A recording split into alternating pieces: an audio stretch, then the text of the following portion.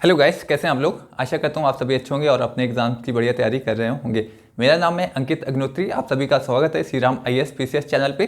तो जो विद्यार्थी इस चैनल पे पहली बार जुड़ रहे हैं तो उनसे रिक्वेस्ट है इस चैनल को सब्सक्राइब कर लीजिए, शेयर करिए अपने दोस्तों के साथ और बेल आइकन पर जरूर प्रेस कर दीजिए जिससे आने वाली वीडियोज़ का नोटिफिकेशन मिल सके। तो आज हम लोग पढ़ेंगे कियोतो होलोन वाद क्या है। ये दल बदल कानून से संबंधित एक केस है जिसे कियोतो होलोन वाद कहते हैं। तो आज हम लोग शुरुआत करते हैं कियोतो होलोन वाद से। तो कियोतो होलोन वाद क्या है उसे देखते हैं हम लोग आज। कियोतो होलोन वाद।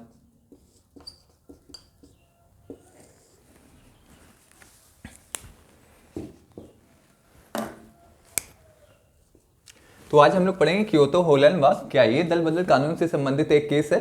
तो पहले हम लोग दल बदल कानून से संबंधित थोड़े से एक प्रावधान है उसे देख लेते हैं, जिसके बाद हम लोग इस केस को आसानी से समझ पाएंगे। तो दल बदल कानून 52वें संविधान संशोधन द्वारा लाया गया था। तो उसके 52वें संविधान संशोधन के द्वारा संविधान में 10वीं अनुसूची जोड़ी गई जिसमें दल बदल कानून से संबंधित प्रावधान किए गए थे। तो ये हो गया 52वां संविधान संशोधन।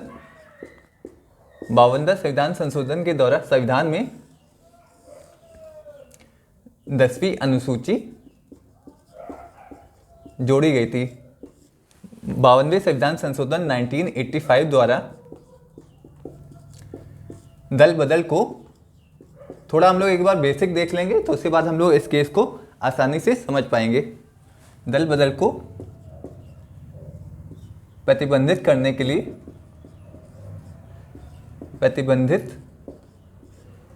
के लिए 10वीं अनुसूची संविधान में जोड़ी गई जिसमें दल बदल कानून से संबंधित प्रावधान है। दल बदल कानून से संबंधित प्रावधान किस अनुसूची में दिए गए? 10वीं अनुसूची में दिए गए हैं।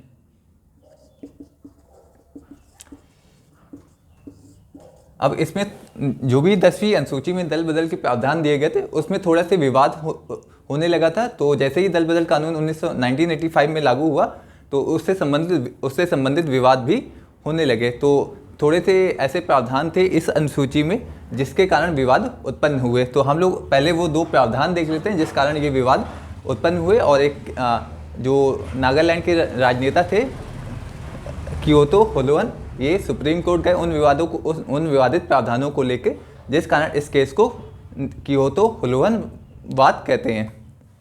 तो पहले हम लोग 10वीं अनुसूची में जो विवादित प्रावधान थे तो उसको पहले देख लेते हैं कि किन प्रावधानों पे विवाद उत्पन्न हुआ। फिर उसके बाद हम लोग इस केस पे आते हैं। ये दो जो भी प्रावधान है ये इस केस को समझने के लिए बहुत ही इंपॉर्टेंट प्रावधान है, जिसका अगर हम लोग इन दोनों प्रावधानों को नहीं समझेंगे तो हम लोग ये केस नहीं समझ पाएंगे। तो पहले हम लोग केस प्रावधानों को देख लेते हैं। कौन से प्रावधान?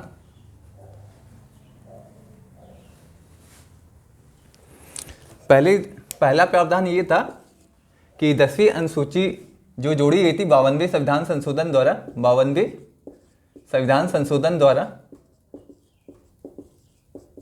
1985 द्वारा 10वीं अनुसूची जोड़ी गई थी।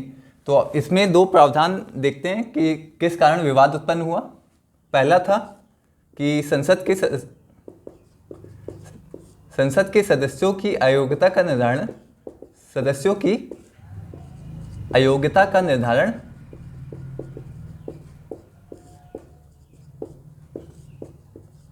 स्पीकर करेगा। तो जो भी दल बदल कानून के प्रावधानों के आधार पर सदस्यों की अयोग्यता का निर्धारण कौन करेगा? स्पीकर करेगा। पहला ये प्रावधान था।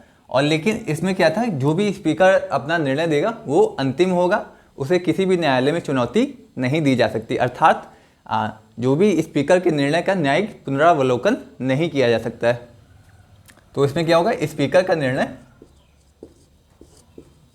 अंतिम था। स्पीकर बोल सकते हैं या सभापति। तो सदन की जो भी अयोग्यता का निर्धारण कौन करता है? अयोग्यता का निर्धारण सदन का अध्यक्ष करता है। सदन का अब सदन में लोकसभा के अध्यक्ष को क्या कहते हैं? स्पीकर कहते हैं। ये लोकसभा के हो गए। और राज्यसभा के अध्यक्ष को क्या कहते हैं? सभापति कहते हैं। तो लोकसभा में स्पीकर निर्णय देगा और राज्यसभा के दल बदल के सदस्यों की अयोग्यता से संबंधित फैसले कौन देगा? सभापति देगा। और लोकसभा में स्पीकर देगा। तो ये आपका क्लियर हो गया। तो इसमें क्या था कि जो स्पीकर या सभापति के निर्णय, जो प्रावधान था कि 10वीं अनुसूची में कौन सा, हम लोग 2 प्रावधान डिस्कस करेंगे जिस पे विवाद उत्पन्न हुए थे। तो पहला प्रावधान क्या है? संसद के सदस्यों की अयोग्यता का निर्धारण स्पीकर द्वारा किया जाएगा, स्पीकर या सभापति के द्वारा किया जाएगा। और जो भी स्पीकर या सभापति अपना निर्णय देंगे वो अंतिम होगा, उसे किसी भी न्यायालय में चुनौती नहीं दी जा सकती है। सभापति का निर्णय अंतिम होगा, उसे किसी भी न्यायालय में चुनौती नहीं दी जा सकती है। तो ये पहला प्रावधान हो गया कि इस मुद्दे पे विवाद उत्पन्न हुआ, क्योंकि स्पीकर भी किसी दल से संबंधित होता है। तो जब भी स्पीकर दल बदल कानून के आधार पर अपना निर्णय देता है, तो स्पीकर भी दलीय हित के आधार पर अपना निर्णय देता है। तो स्पीकर माना जाता है कि वो तटस्थ होगा, निष्पक्ष होगा, लेकिन स्पीकर की भूमिका पे भी संदेह उत्पन्न हो जाता है। और इस कानून में यह भी प्रावधान किया गया है कि स्पीकर का निर्णय अंतिम होगा। तो इसे एक तरह से स्पीकर अपने उत्तरदायित्वों का निर्वहन सही से नहीं करता, वह अपने जो भी उत्तरदायित्वों का निर्वहन दलीय हित के आधार पर करता है, जिस कारण इस प्रावधान पे विवाद उत्पन्न हुआ। और ये हो गया पहला विवाद का प्रमुख कारण। स्पीकर के निर्णयों पे स्पीकर जब अपना निर्णय दलीय हित के आधार पर देने लगे, तो एक स्पीकर की भूमिका पर भी एक संदेह उत्पन्न होने लगता है, जिस कारण इस प्रावधान के कारण सुप्रीम कोर्ट में क्योतो होल्वन गए कि उन्हें स्पीकर की भूमिका पर संदेह उत्पन्न होने लगा। तो और वो जिस कारण वे सुप्रीम कोर्ट इस केस को लेके गए। और दूसरा कारण क्या था? दूसरा विवादित प्रावधान क्या था?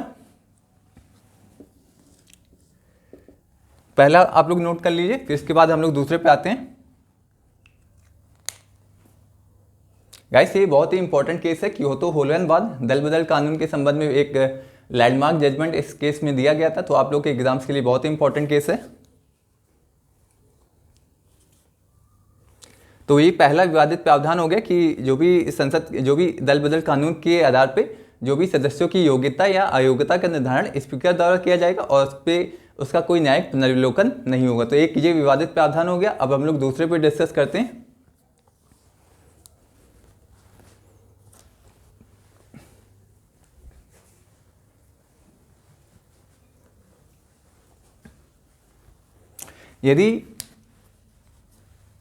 यदि निर्वाचित सांसद या विधायक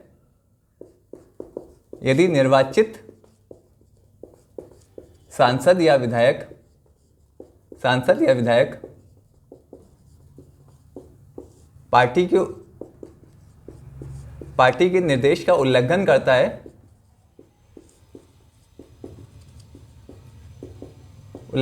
है तो उसकी सदस्यता समाप्त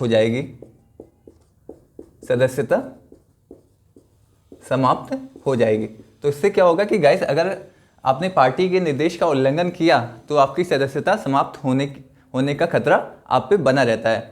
तो आर्टिकल 105 के तहत सांसदों को पूर्ण अभिव्यक्ति का अधिकार मिला हुआ है। इन पे सांसदों पे कोई भी प्रतिबंध सांसदों की अभिव्यक्ति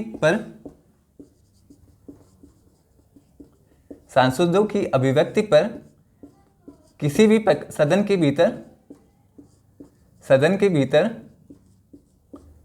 किसी भी प्रकार का प्रतिबंध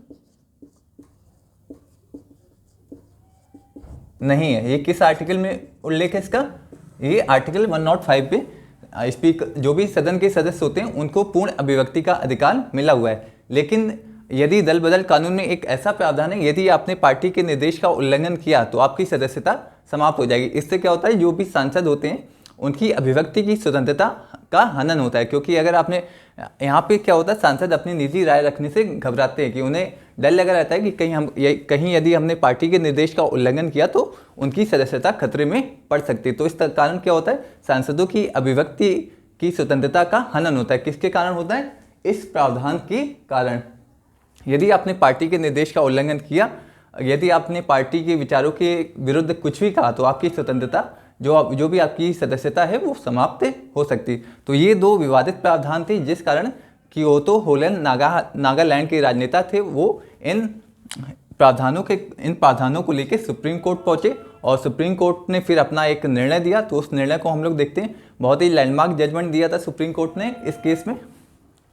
तो पहला प्रावधान क्या हो गया, स्पीकर की भूमिका को लेकर संदेह उत्पन्न हुआ कि स्पीकर दलीय हित के आधार पर निर्णय देता है और उसके निर्णय को न्यायालय में चुनौती भी नहीं दी जा सकती। तो पहला विवाद का प्रावधान वो था। और दूसरा विवाद का कारण ये है कि इससे सांसदों की अभिव्यक्ति की स्वतंत्रता का हनन होता है, जैसा कि संविधान के आर्टिकल 105 में प्रावधान किया गया है कि सांसदों को पूर्ण अभिव्यक्ति का अधिकार है, लेकिन इस कानून के कारण सांसदों की अभिव्यक्ति का हनन होता है। तो ये दो विवादित प्रावधान थे, जिस कारण कियोतो होलोवन सुप्रीम कोर्ट पहुंचे और इस केस को कियोतो होलोवन वाद भी कहते हैं। तो अब हम लोग देखते हैं कि कियोतो होलोवन वाद में सुप्रीम कोर्ट ने क्या क्या निर्णय दिए, और आपके लिए ये बहुत ही इंपॉर्टेंट टॉपिक है। तो आप लोग अपने नोट्स जरूर बनाइए।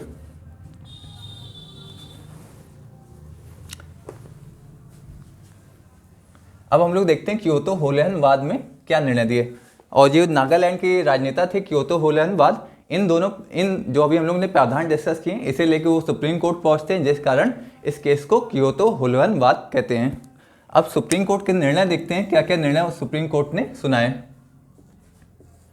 तो पहला निर्णय था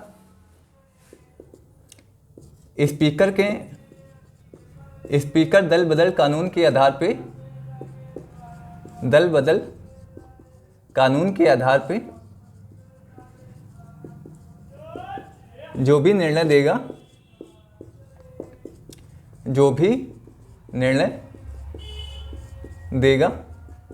उसका क्या होगा, न्यायिक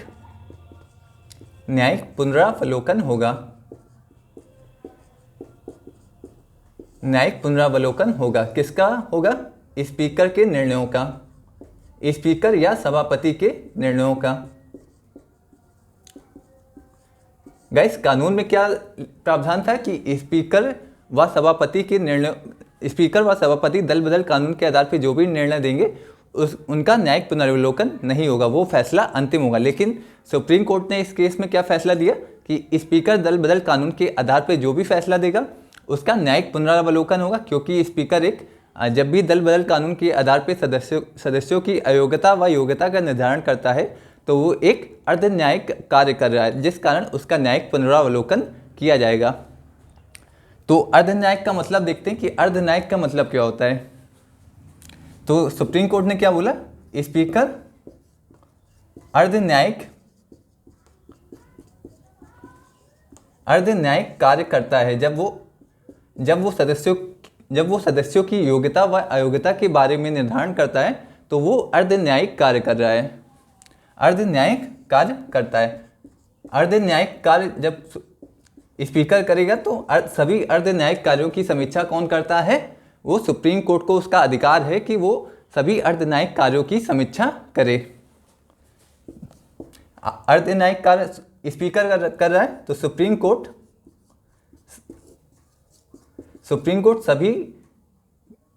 सभी अर्ध न्यायिक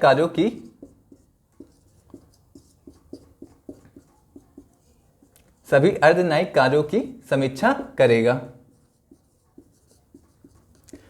सुप्रीम कोर्ट को न्यायिक पुनरावलोकन से वंचित नहीं किया जा सकता, क्योंकि जब भी स्पीकर दल बदल कानून के आधार पर अपना निर्णय दे रहा है तो वो एक अर्ध न्यायिक कार्य कर रहा है। तो अर्ध न्यायिक कार्य का मतलब क्या है कि सदन के सदस्य हैं उनकी योग्यता व अयोग्यता के बारे में निर्धारण करना अर्ध न्यायिक कार्य है। और जब स्पीकर अर्ध न्यायिक कार्य करेगा तो सुप्रीम कोर्ट के पास ये अधिकार है कि अर्ध न्यायिक कार्यों का पुनरावलोकन करे।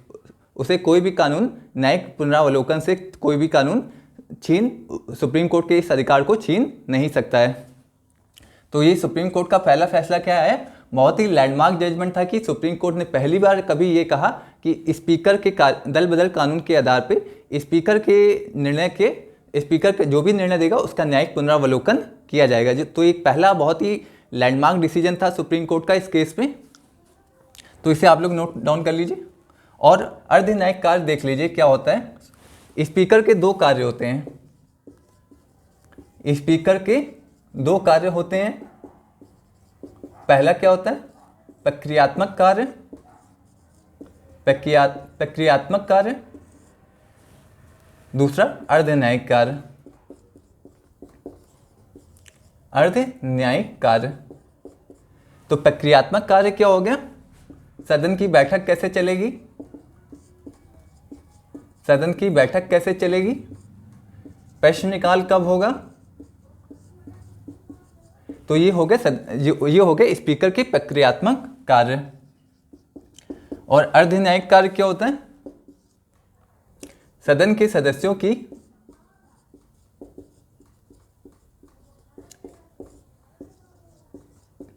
योग्यता व अयोग्यता के बारे में निर्णय देना। जब भी सदन के सदस्यों की योग्यता व अयोग्यता के बारे में जब भी कोई स्पीकर निर्णय देगा तो वो स्पीकर का अर्ध न्यायिक कार्य होगा। और लेकिन जब सदन के संचालन की प्रक्रिया को वो संचालित करे, जब भी वो सदन को संचालित करेगा तो वो स्पीकर का प्रक्रियात्मक कार्य होगा। तो इसे आप लोग को समझ में आ गया होगा। स्पीकर के दो कार्य होते हैं, प्रक्रियात्मक कार्य और अर्ध न्यायिक कार्य। प्रक्रियात्मक कार्य का मतलब क्या है? प्रश्नकाल कब होगा, भोजन काल कब होगा। और अर्ध न्यायिक कार्य का मतलब क्या है कि सदन के सदस्यों की जो भी योग्यता व अयोग्यता के बारे में जो भी निर्णय देना होगा वो अर्ध न्यायिक कार्य के अंतर्गत आएगा। तो आप लोग को ये पहला निर्णय समझ में आ गया होगा कि दल बदल कानून के आधार पर जो भी निर्णय देगा वो उसका न्यायिक पुनरावलोकन किया जाएगा। ऐसा सुप्रीम कोर्ट पहला निर्णय सुनाया। अब इसके बाद हम लोग आते हैं सुप्रीम कोर्ट का दूसरा निर्णय क्या था इस केस में।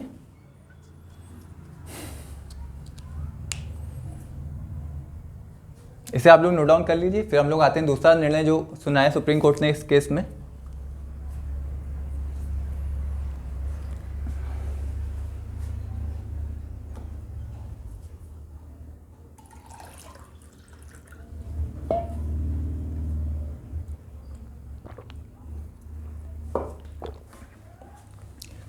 अब हम लोग आते हैं दूसरा निर्णय क्या सुनाया सुप्रीम कोर्ट ने।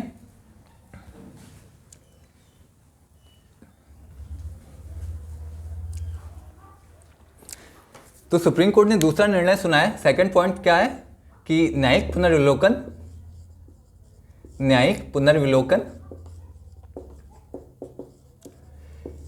संविधान का आधारभूत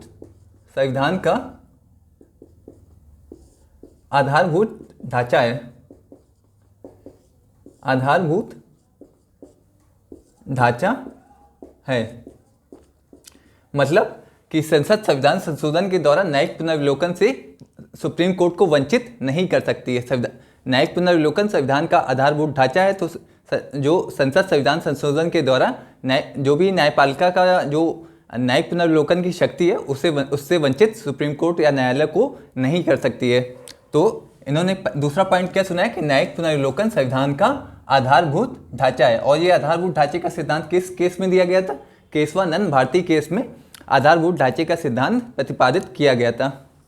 तो दूसरा क्या हो गया कि सुप्रीम कोर्ट को आप न्यायिक पुनर्विलोकन से वंचित नहीं कर सकते। न्यायिक पुनर्विलोकन संविधान का आधारभूत ढांचा है। तो अब हम लोग आते हैं तीसरे पॉइंट पे। तीसरे पॉइंट पे संसद के सदस्यों की अभिव्यक्ति की स्वतंत्रता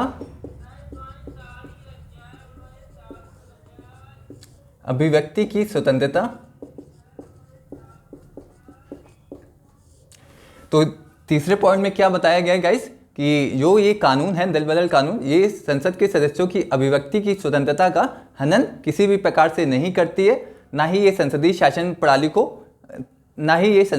प्रणाली के विरुद्ध है।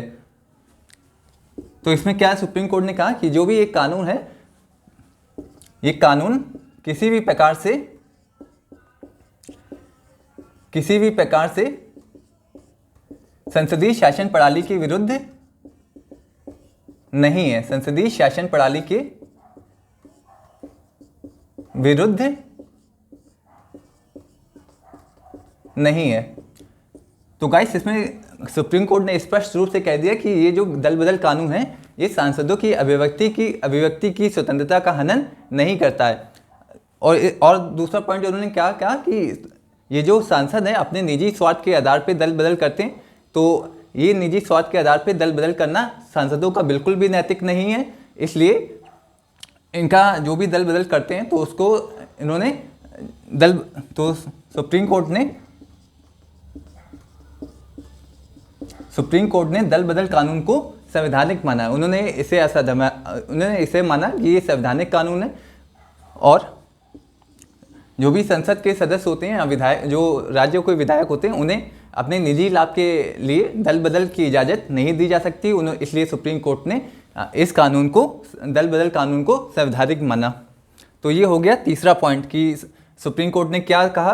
पहला ये कहा कि न्यायिक पुनर्विलोकन होगा, जो भी दल बदल के प्रावधान है उनका स्पीकर के निर्णयों का न्यायिक पुनर्विलोकन किया जा सकता है। दूसरा क्या है कि न्यायिक पुनर्विलोकन संविधान का आधारभूत ढांचा है। तीसरा क्या है कि जो भी सांसद होते हैं दल बदल वो अपने निजी स्वार्थ के लिए करते हैं, उनका सांसदों की अभिव्यक्ति का हनन से कोई मतलब नहीं होता है। तो आपको निजी स्वार्थ के लिए आपके दल बदल की इजाज़त नहीं दी जा सकती, इसलिए सुप्रीम कोर्ट ने दल बदल कानून को संवैधानिक माना है।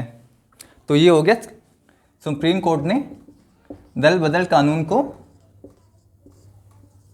संवैधानिक माना है।